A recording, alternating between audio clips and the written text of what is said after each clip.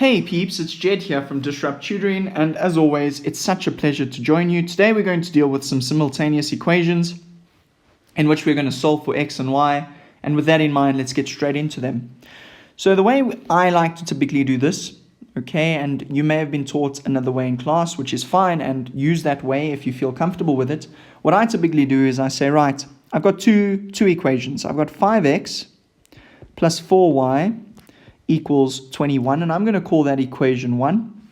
And then I've got equation 2, which is 2x equals 3 minus y, and then I'm going to call equation 2.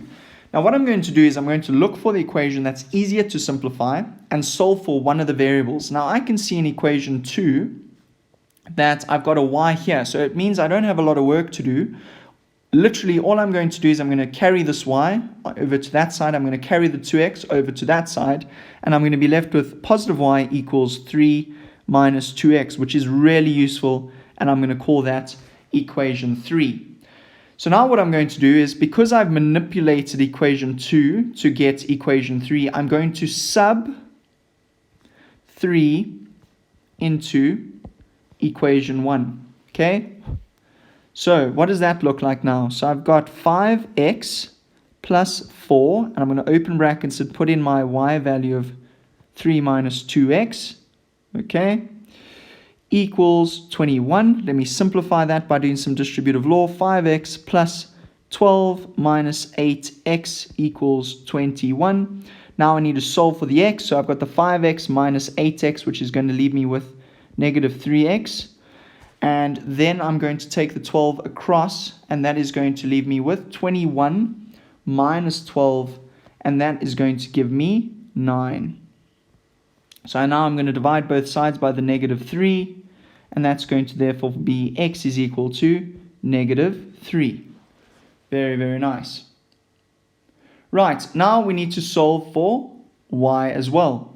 Okay, so let's look at the equation we originally solved, some sort of function of x in terms of y. So we solved for y as a function of x.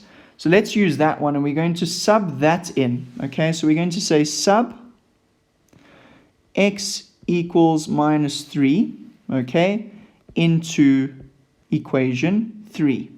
Okay, so that's going to be y is equal to 3 minus 2 minus 3. Okay, let's simplify that.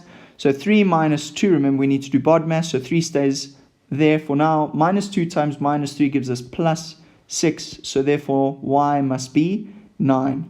So now we've solved for y and we've solved for x, and the examiner is going to give us all those good marks for our hard work. Really good job.